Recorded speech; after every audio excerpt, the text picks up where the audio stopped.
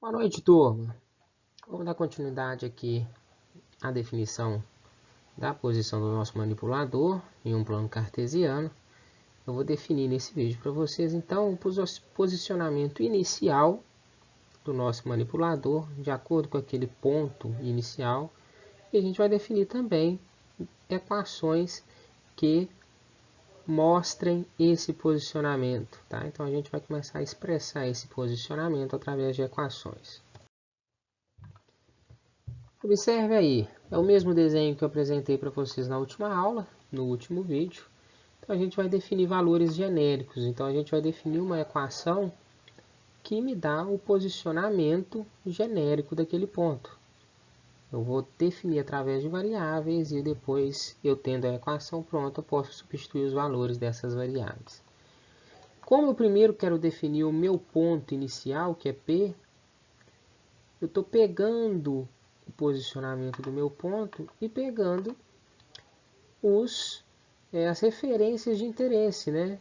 Então eu tenho aqui o meu valor com relação ao eixo x, que vale x. Eu estou pegando o meu valor com referência ao eixo y, que vale y. Eu peguei esse triângulo e representei ele aqui, ó. Então é o mesmo triângulo, só que aqui vai facilitar a visualização. Eu tirei da confusão do nosso desenho ali, que tem muita informação, e como eu só quero calcular agora o meu valor de x e o meu valor de y, eu estou representando o meu triângulo limpinho aqui, mais fácil da gente entender. Primeira coisa que eu quero saber é o meu valor de y. Então, se eu tenho y, tenho um ângulo, eu tenho duas formas de encontrar esse valor de y. Pela tangente ou pelo seno. Acontece que a tangente vai depender de x, e esse valor de x varia. E eu tenho o valor de A, que é o comprimento do meu elo, que esse valor é fixo. Então esse valor de A não muda. Então eu vou tomar como referência esse valor de A. Então A é a hipotenusa, eu estou querendo calcular y. O que eu tenho aqui então é uma relação de seno. O seno do ângulo θ é igual a cateto oposto sobre hipotenusa. No nosso caso aqui, y sobre A. A gente fazendo a manipulação matemática, a gente consegue chegar à conclusão de que y é igual a A, que multiplica o seno de θ.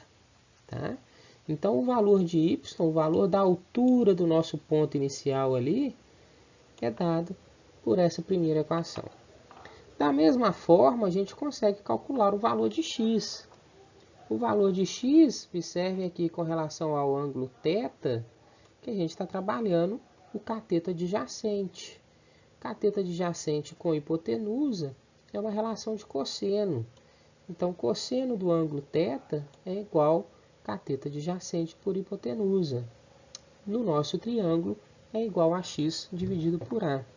Apenas por manipulação matemática, eu tenho que a distância da junta até o ponto P, levando em consideração apenas a coordenada horizontal, é igual a A vezes cosseno de θ.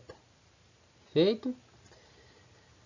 A gente vai repetir esse cálculo para o ponto final, que é o meu ponto P'. Então a ideia é a mesma. Desenhei o triângulo que representa, tá? E coloquei esse triângulo, tirei da figura que está com muita informação, coloquei ele representado aqui para facilitar nossa visualização. O que é importante desse triângulo? Primeiro, ó, eu chamei esse ângulo de alfa.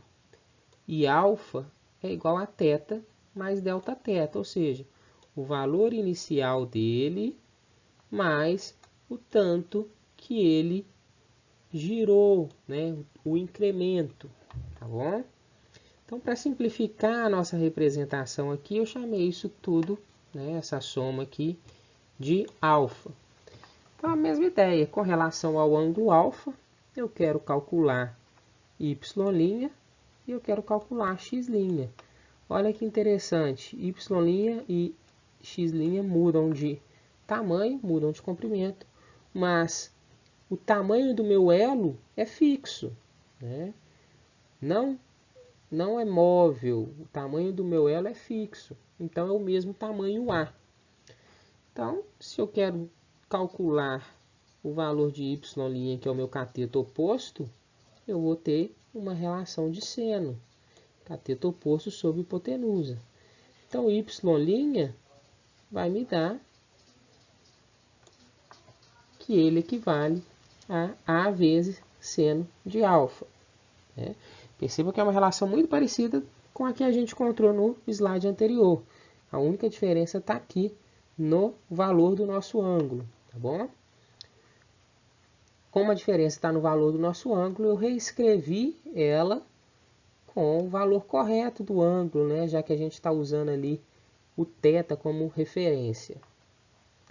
Mesma análise a gente vai fazer para o cosseno. Se eu quero encontrar o valor de x', e x' é cateto adjunto, eu vou ter uma relação de cosseno. Então, cateto adjunto por hipotenusa, eu vou ter que o valor de x' é dado por A cosseno de alfa. Só que alfa equivale a θ mais Δθ. Então, essa equação aqui também expressa a definição matemática do posicionamento final em relação a x. Então, observe aqui. Eu achei uma equação que define minha posição final em relação a y, e eu achei uma equação que define meu posicionamento final em relação a x, tá?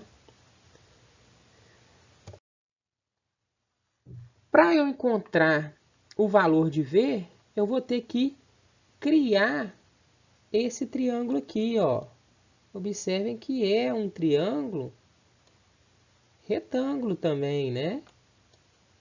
Só que eu não tenho os valores nem da referência y, nem da referência x dele.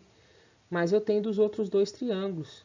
E eu consigo falar que nesse novo triângulo aqui, em que V é a hipotenusa, o valor de y é a diferença entre o y' e y, né? Então perceba que y' é a minha reta vermelha aqui, meu comprimento vermelho. Se eu fizer y' menos a minha reta amarela, que é o y, o que vai sobrar para mim é exatamente a altura desse triângulo. De forma análoga, considerando o eixo x, se eu fizer o meu valor de x azul menos o meu valor de x verde, eu vou ter exatamente este comprimento aqui, ó, tá? Como observação é o seguinte, que eu vou achar ele negativo, né? Pelo simples motivo de que o x está deslocando contra o sentido, o x está deslocando para trás, tá? Coloquei para vocês aqui também a fórmula final de como calcular essa variação. Variação no eixo x e variação no eixo y, tá? Então, essa equação aí, variação em x é dada por A vezes Δθ vezes seno de θ, e a variação em y, tá bom? Esse ângulo aqui, para a gente usar ele nessa equação como conta, como número, a gente vai usar ele no formato de radianos, né? Quantos π radianos, tá? Essa equação final, ela vem de todo esse desenvolvimento matemático, tá? Então, quem tiver curiosidade de ver com calma, quiser lembrar muitas relações trigonométricas aí interessantes, pode analisar isso com calma. O que é importante é o que eu coloquei para vocês no slide anterior e que é o resultado dessa análise matemática aí. Quanto que vale o deslocamento em y e quanto que vale o deslocamento em x. Beleza? Os próximos passos seriam compostos por uma análise de sistemas que contêm 2, 3 graus de liberdade. Então, como a gente só tem uma junta rotativa, a gente só tem um grau de liberdade. A gente poderia fazer a mesma análise e desenvolver as equações para sistemas com 2, 3 graus de liberdade e depois sair de um sistema bidimensional para um sistema tridimensional. Tá? Mas são análises mais complexas, uma matemática mais complexa e que eu vou deixar para quem tiver interesse em entrar numa faculdade de engenharia e ver um curso de robótica um pouquinho mais avançada, para poder trabalhar aí com representações jacobianas, matriz de movimento, matriz de força. São situações mais complexas da gente trabalhar e envolve uma matemática mais complexa, tá bom? Então, turma, por hoje é só. Na aula de amanhã eu vou deixar 2 exercícios para vocês fazerem, bem simples, sobre essa matéria e corrijo com vocês na próxima semana. Até lá!